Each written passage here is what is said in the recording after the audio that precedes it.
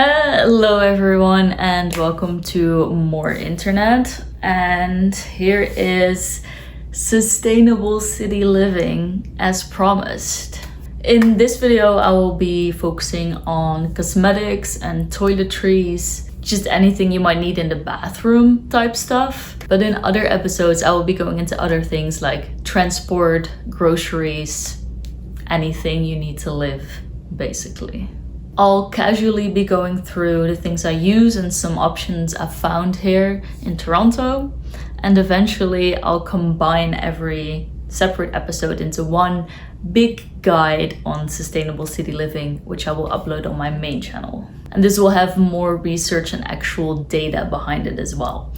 But for now, we are just keeping it casual, and I'm just gonna show you some things. A little disclaimer before we begin, because sustainable living or zero waste living or eco-conscious living, however you want to call it, is not about being perfect.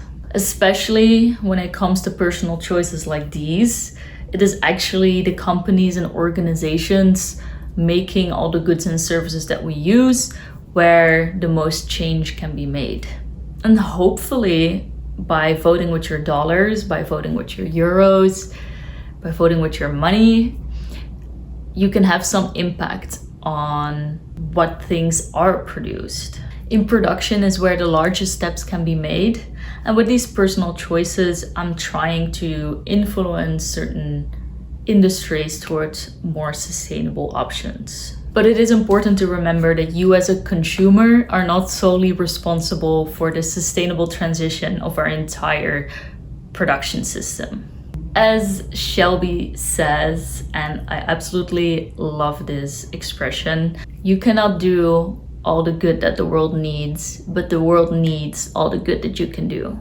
Some general things I look for are plastic-free options, so no plastic packaging, cruelty-free or vegan options. Another thing I try to look out for is usually the less ingredients, the better. But I have to admit that in cosmetics, this can be a little bit complicated, and I don't always check the ingredients list when buying soap, for example. Also, for now, I have not been keeping track of the price of everything I bought, but I will eventually factor this in as well when I make my one big guide. However, I am not a millionaire, so you can assume that everything that I show you here is somewhat reasonably priced. It might be a little bit more expensive than the cheapest option available in the store, but it won't be ridiculous, especially if you buy things in bulk, or if you buy things like blocks of soap without any water added. It might actually be cheaper than some other options out there. Okay, let's start with hygiene. In the shower, I use a bar of soap for my body, a bar of soap as shampoo, like a shampoo bar, and a safety razor. That's it, literally. That's all that I have in my shower right now. Yeah, so this is the shampoo bar that I use right now. I found it at Shoppers Drug Mart, but you can use any shampoo bar that you like and works for your hair type. Lush has shampoo bars, you can find them online as well. I just walked into a drugstore and I found this, so I've been liking it so far, it's working well. Then for my body, I just use a literal block of soap, and this is what a safety razor looks like. I'm guessing you guys have seen these before, but you can just screw them open, little razor thingy inside, and you can put a new one in whenever you need to. I wash my face in the shower as well, usually just with my shampoo bar, because if it's good enough for my scalp, it's probably good enough for the skin on my face as well. Feel free to educate me in the comments if you disagree. Now, you might have noticed I did not mention a conditioner. That's because I don't use a conditioner at this moment. I use a leave-in conditioner after I shower. So far, I haven't really liked any conditioner bars that I've tried, just because I like my hair a little bit more floofy and wavy. But if you have straight hair or maybe very curly hair, a conditioner bar might worked perfectly fine for you. Definitely try that out if you like using conditioner. Just use a conditioner bar. But as for now, I'm still on the hunt for a plastic-free leave-in conditioner. They might have it at the Green Jar in Toronto or another bulk store. I'll keep you guys updated. Ideally, I'd find one at a bulk store so I can just bring my own jar and refill that. Now, speaking of the Green Jar, I visited their cosmetics, toiletries, soap-ish bulk store, and they have quite a selection. Another thing I use after I shower is moisturizer. Now, they didn't have a face moisturizer, so the kind lady that worked there recommended me their baby lotion. And since I don't have problematic skin, I don't break out easily, I just need to put some moisture on there, you know?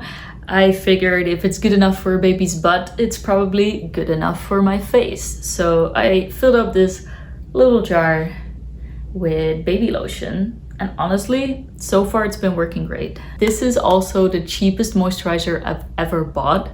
I don't remember exactly how much it was, but I do remember checking out and being like, whoa, like where's the rest of my bill here? Did you forget something? But yeah, just use baby lotion. It's so cheap and it works. Another thing I got at the Green Jar is toothpaste. For now, I got this brand Nelson Naturals Zero Waste Toothpaste. Just so I can bring this jar again to the bulk store and get it refilled with their toothpaste, because they also have toothpaste in bulk that you can get there. So this toothpaste is okay. Honestly, I don't love it, I don't hate it. It's fine, it does the job. It does separate a little bit. When it gets really hot, the liquids and solids segregate a little bit, which I'm not a fan of, but it has been okay.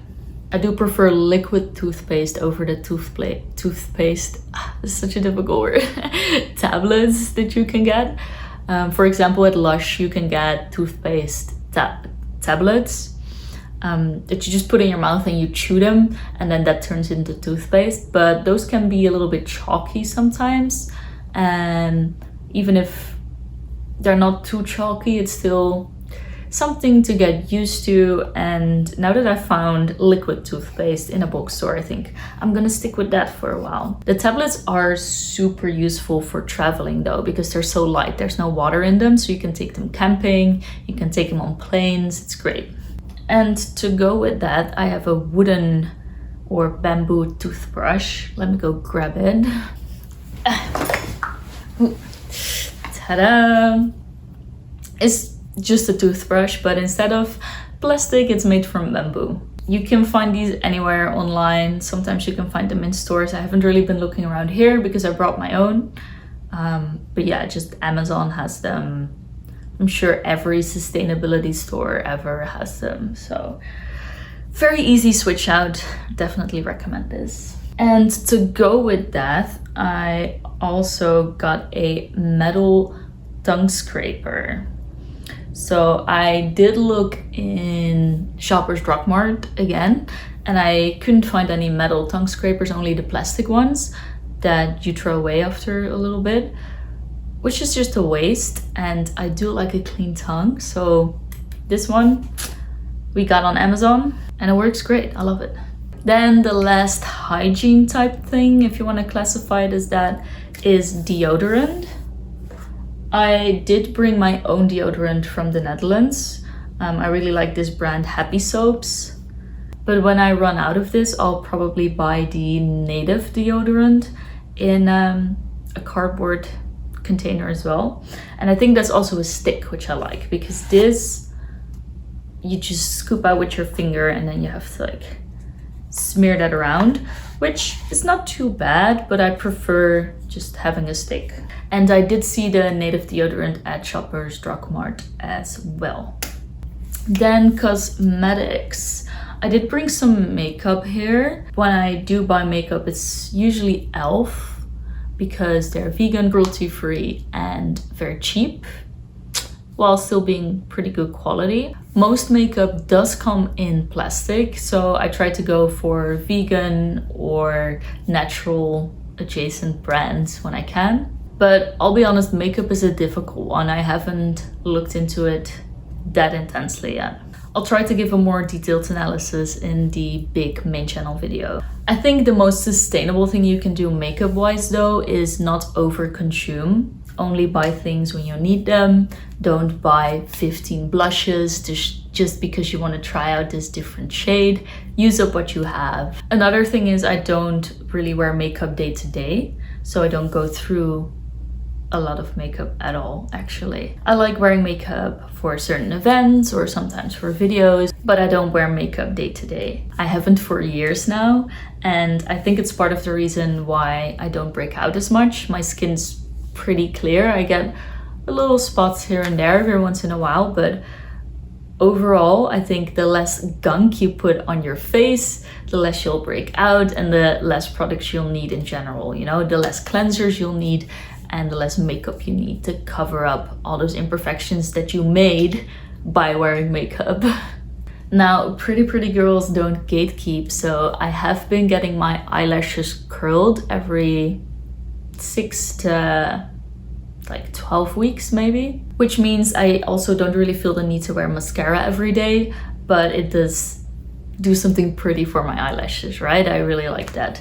Now, getting your eyelashes curled, I don't think is the most sustainable process, but again, it's not about being perfect. And I think overall, I'm probably saving a lot of resources by not putting on makeup every day and just getting this procedure done every like 2 months, 3 months. Now, I also use this spoolie that they give you when you get your eyelashes curled to just brush my eyelashes through. But I also use it for my eyebrows to do soap brows. So instead of using an eyebrow gel, I just use that same block of soap. It does help if you pick a color that is kind of close to your skin tone or to your hair color. And I just do soap brows with that. You can Google soap brows, how to do it. So yeah, that's it for cosmetics pretty much. Moisturizer, maybe a sunscreen, brush my lashes and eyebrows, and a lip balm maybe. This is called a lip butter. It's just a lip balm. And I also tried to get those in cardboard. So yeah, just push it out, very easy. I got this at Healthy Planet, which is a health store here in Toronto. They sell food and cosmetics, supplements, like a whole bunch of new agey, wooby stuff. But they do have good sustainable options as well. Then for sunscreen, Happy Soaps again. Comes in cardboard. I also tried to make sure that it's coral reef safe when I purchase sunscreen. Even though there's no coral reefs here in the vicinity, I still don't want to leach any toxins into the environment or whatever body of water I'm swimming in. This is just a stick. Again, you push it out and then you put it on like that, can rub it out. I really like the stick form. You can also get sunscreen in containers like this, where you just scoop it out with your fingers and then put it on your body. But I'm a fan of the stick kinds. I did bring the Happy Soap stuff from the Netherlands, but I found some sunscreen options for Canada as well. The Attitude Living sunscreen stands out to me, again, because it is in a stick form. Also, I don't know the environmental footprint exactly for cardboard packaging versus aluminum or tin packaging, but I'll look into that. So those are the kind of stats you can be expecting in my big guide.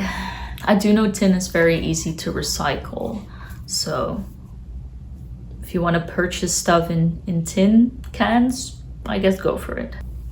Okay, that was it for today. And I'll see you guys in the next one.